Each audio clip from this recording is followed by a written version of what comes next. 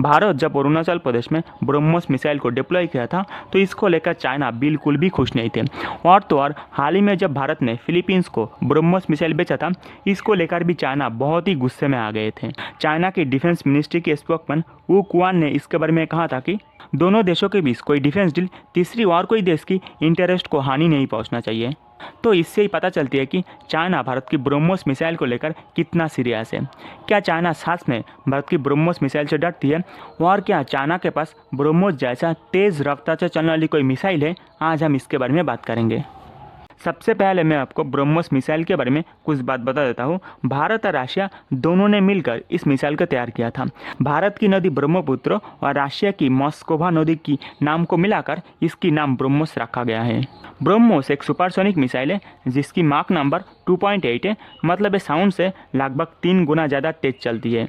अगर आप इसका हिसाब निकालोगे तो ये 8 सेकंड में 1 किलोमीटर तक जाती है, और इसकी वजह से इसको डिटेक्ट करना और मार गिराना बहुत ही डिफ़िकल्ट हो जाती है।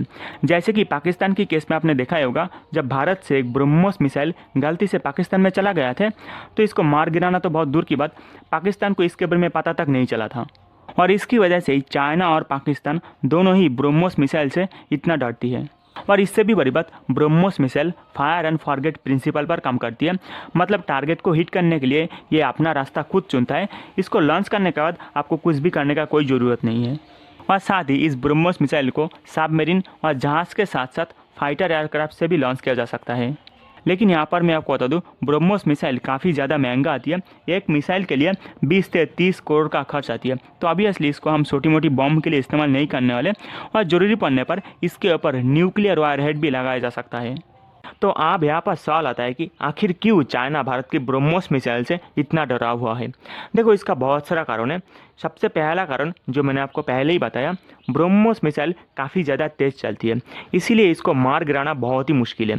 लेकिन यहाँ पर चाइना की कहना है कि उनके पास अपना मिसाइल डिफेंस सिस्टम है जिसके जरिए ये इस मिसाइल को रोक लेगी। लेकिन इन रियलिटी क्या होगा ये किसी को नहीं पता। और दूसरी बात, अगर भारत अपनी बॉर्डर एरिया में ब्रह्मोस मिसाइल को डिप्लॉय करती है तो बहुत आसानी से चाइना के अंदर बहुत बड़े बड़े शहरों को हिट किया जा सकता है। लेकिन यहाँ पर एक दिक्कत है, ब्रह्मोस मिसाइल की रेंज थोड़ा कम है, करीब 400 किलोमीटर है, जिसकी वजह से चाइना की शंघाई या फिर बीजिंग शहर को हिट करना पॉसिबल नहीं है। लेकिन इसका एक सोल्यूशन है, हम ब्रह्मोस मिसाइल को फाइटर एयरक्राफ्ट या फिर सबमरीन से लॉन्च करके इन सारी शहरों को अटैक कर सकते हैं।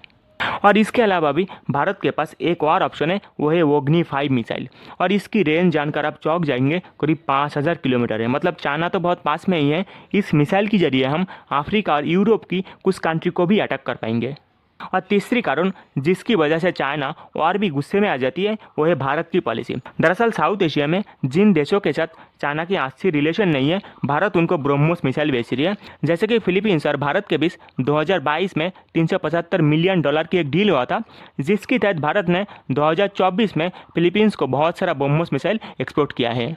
और इसकी वजह से चाइना की टेंशन और भी बढ़ जाती है, क्योंकि एक तो ये जो मिसाइल है ये बहुत ज़्यादा तेज़ चलती है, और अगर बहुत सारी देशों के पास ये मिसाइल आ गया तो सबके ऊपर चाइना को नज़र रखनी होगी, जो चाइना के लिए और भी मुश्किल होगा।